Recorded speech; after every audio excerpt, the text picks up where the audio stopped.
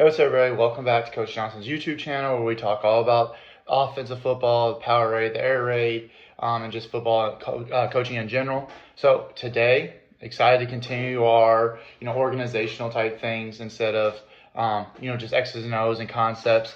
So today I'm going to talk to you and walk you through how I set up my call sheet for game day, and I'm also going to talk about how we kind of come up with it, and also talking about how it helps us organize our practice script based on how I've showed that we do a concept of like a passing game concept, a run game, drop back, and screen for each day, Monday, Tuesday, Wednesday.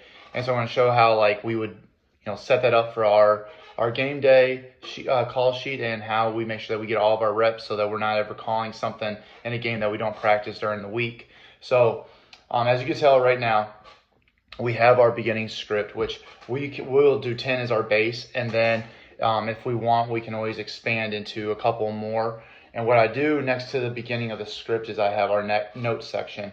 The notes section is for anybody that's at top or on the side, or once I'm on the sidelines and I have time and I'm going to be able to take a look at our iPads, any notes of whether it's a formation that we wanted to see, how they're going to line up on the defense is going to line up to that formation, if we had a motion, if we were in a 3x1 to a 2x2, any of that type things that we can make notes of, like, hey, let's come back and let's take a look, and maybe that concept didn't work, but the formation looked really good and we just didn't block it right.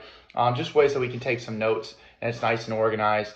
What we do is, we have our right and our left directional. So if we wanted to go inside zone right, it would go right there by 1, and then inside zone left would go 2. So we know that we're going, so we can figure out, all right, going to hash, middle of the field type of situation. So our beginning of the script, we like to try and do a lot of our base formations, and then we'll throw in there, different motions, and we'll also maybe do a couple of different unique formations that we hadn't shown before. And then we'll also kind of use those formations, but also depending on what the defense looks like, what are the run concept, pass concepts that we want to take a look out of that formation. So we have our 1 through 10 here, and like I said, we can expand on it. We have our notes, and you see that because it gives us our right and our left. Over on the notes section, we have 2 different areas where we can maybe talk about the concept on the top, and then the formation or anything else, whether it got us 5 yards, negative yards, or whatever,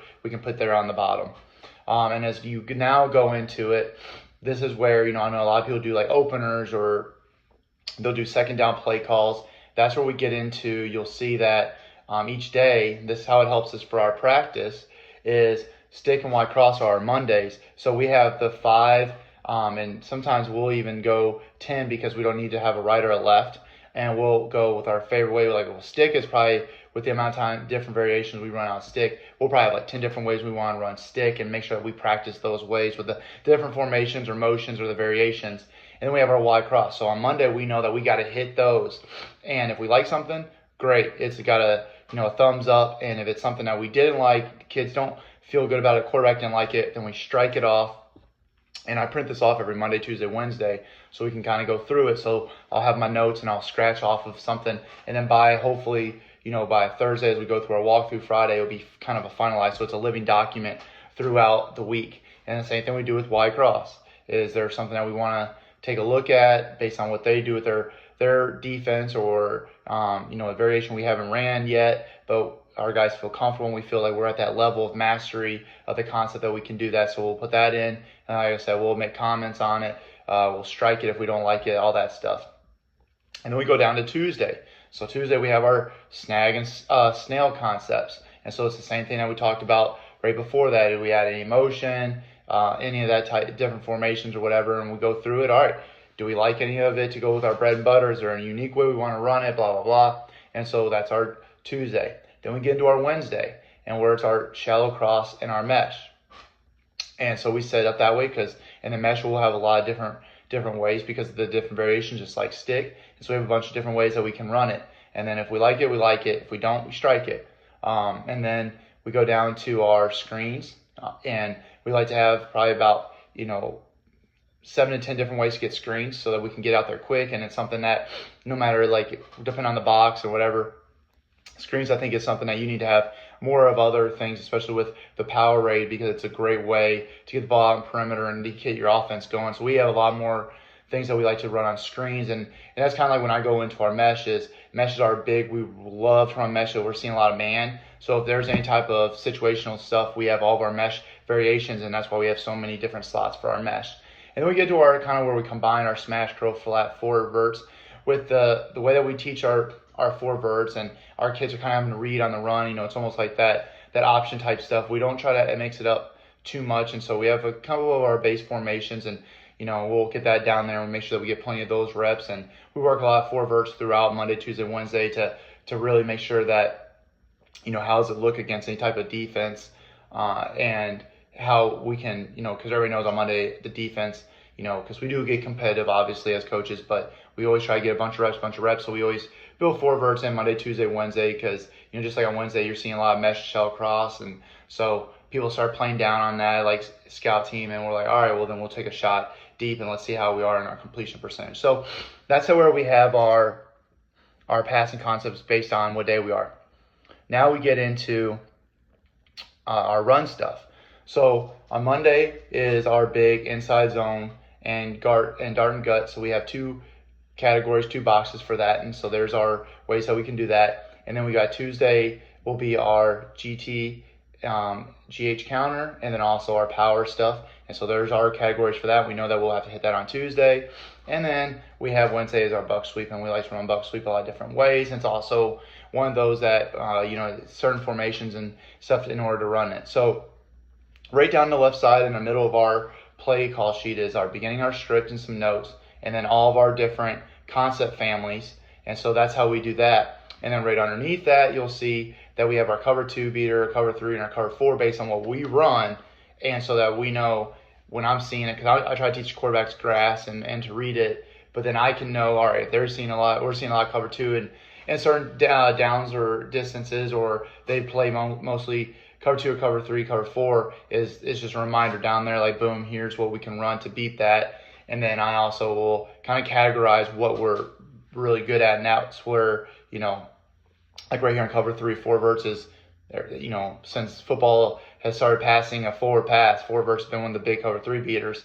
And then like if we weren't very good at it, it would be a little bit lower, but I try to do it off of what's the best way of beating that coverage, and then what are we comfortable with, and I kind of build a little order of operations of what can be the most success for us. So that's that part of our play call sheet. Now we get into the situational and different personnel groups, all that type thing. So the first one that you'll see is one of the most important ones, and that's your third, fourth, and short.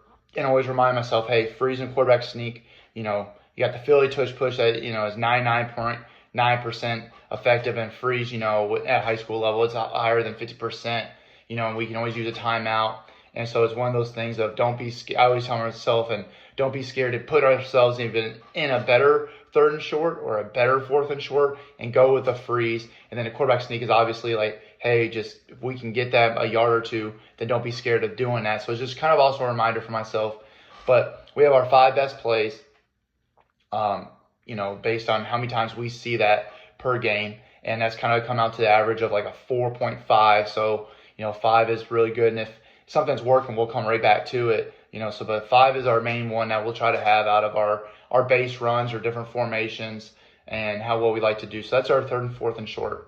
Then we kind of go to our third, fourth, and medium, where we kind of put that into a category of 4 to 7, 3 or 4 to 7 type of range. And once again, it's kind of that freeze, because if it can help us, now we move up to our third and fourth and short, which is a little bit more efficient. And we have our 5 concepts, because we kind of come out to an average. I think it was like 4.25. And so, we have our 5 ways.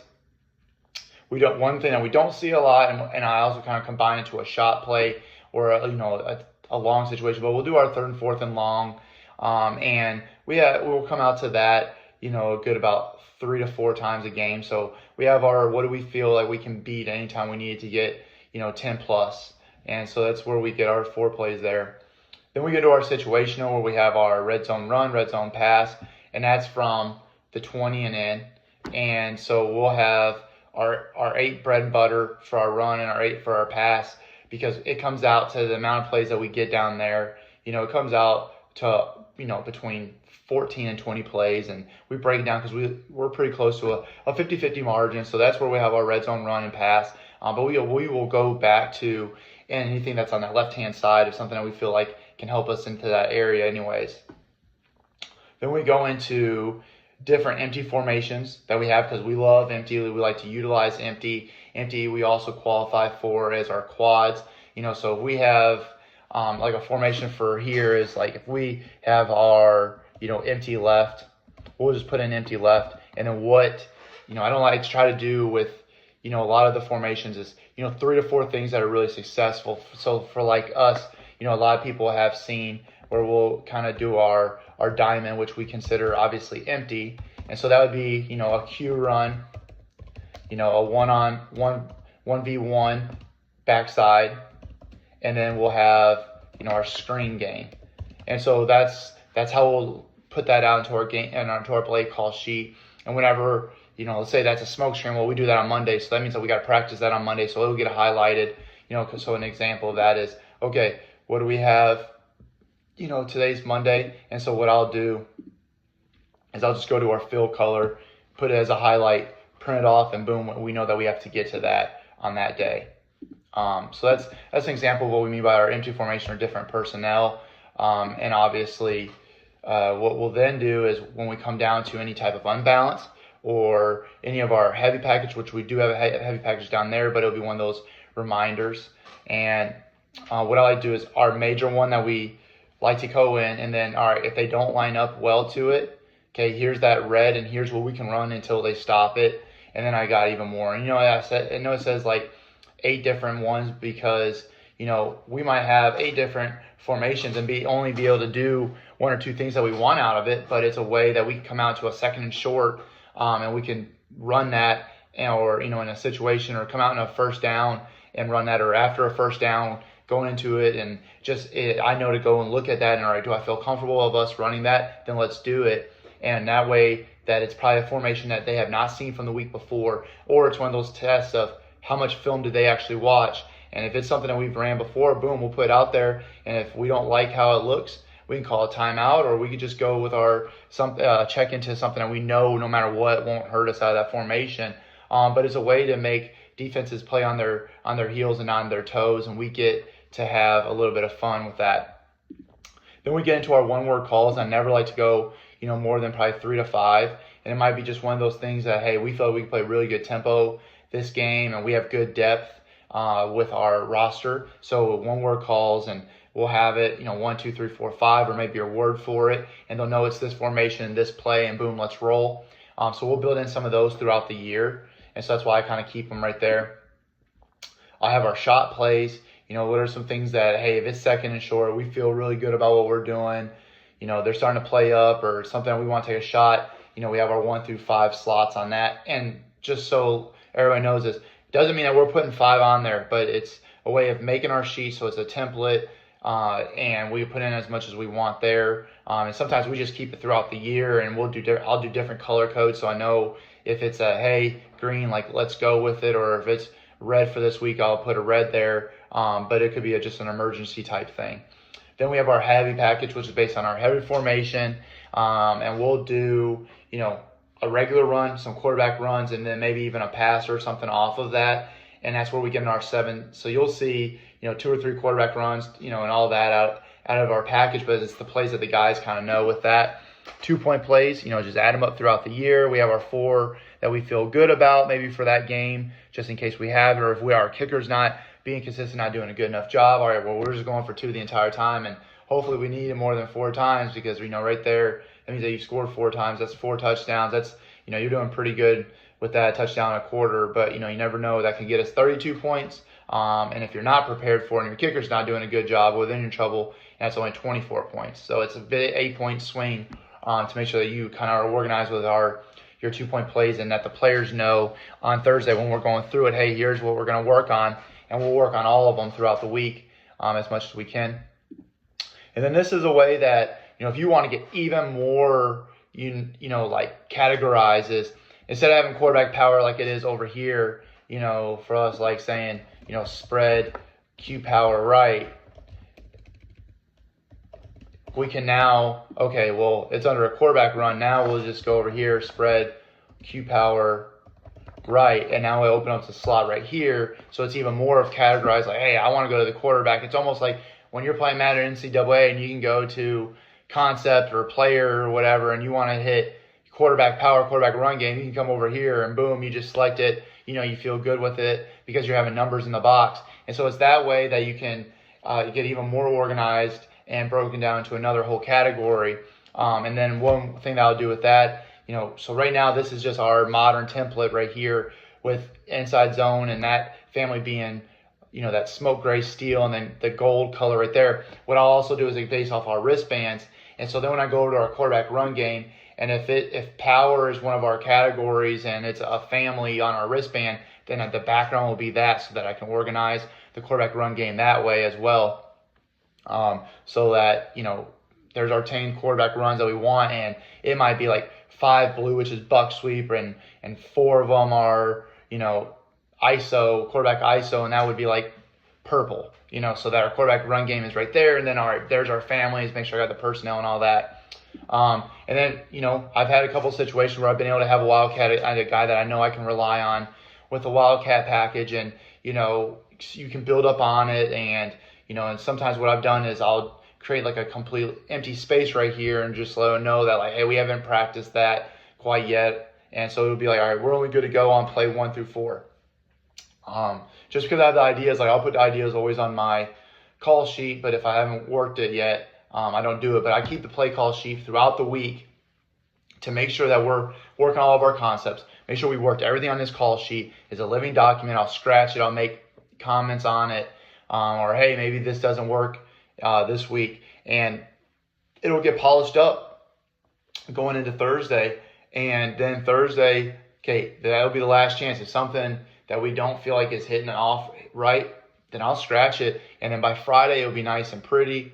I'll have it printed off, and, we're feeling good. And then one last section I think I forgot on that is also the special formation plays. If we have any trick plays, I'll put them down at the bottom. Unless there's something that I know I want to come out with immediately, I'll put up at number 1. And the first opportunity that I feel, hey, you know what, I'm going to take a look at that special formation or play on the call sheet, I'm going to go for it. And so I'll put it based on what we're feeling comfortable with as well. So a lot of it is, it's a lot of time, but it's a way to organize it. And I'll be honest, sometimes I get into a game and, I'm not even needing it, but it's my way of kind of brainstorming and putting it all on this paper, throwing it in there, filling it out, and then going through and editing it based on how we're doing. And so by the time I get into Thursday, Friday, I always feel really good about our game day execution and our play call sheet and our plan, our game plan. And this sheet really does help me with it, because if I'm going in here and I'm like, okay, right now stick is just not, if I'm going in there and I'm not having like, 5 to 6 ways I can run stick comfortable, it's like, all right, well, maybe that's not where we're going, but all right, we're killing it with snag. All right, let's add more to that. It's a way of just knowing what has been working, what is our team's identity, and it's just a way of getting all your thoughts kind of programmed onto the sheet, and you're playing as you watch the film of your opponent. You can jot down notes in there, and it gets you everything you need for Friday night. And it's like dress rehearsal. Every day you're going through that in practice, and as you're going through this to edit it during the days, it's a dress rehearsal, and you're ready for every situation. What plays you're going to execute, all of that.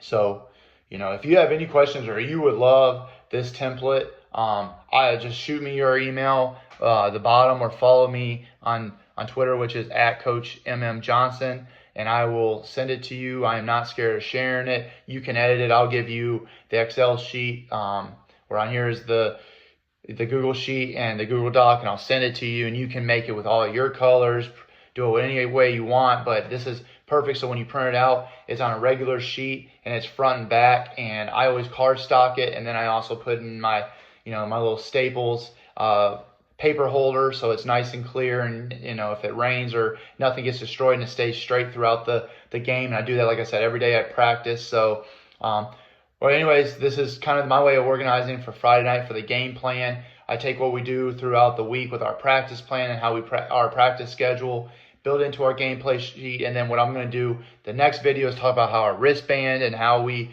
incorporate our families throughout the week onto our wristband, which also then is all organized onto the play call sheet, because I just feel like it's just that way. With the way I think is, I love to just have everything laid out the way that I'm going to practice it, laid out on the wristband, so it is just completely organized. And I know it might sound crazy.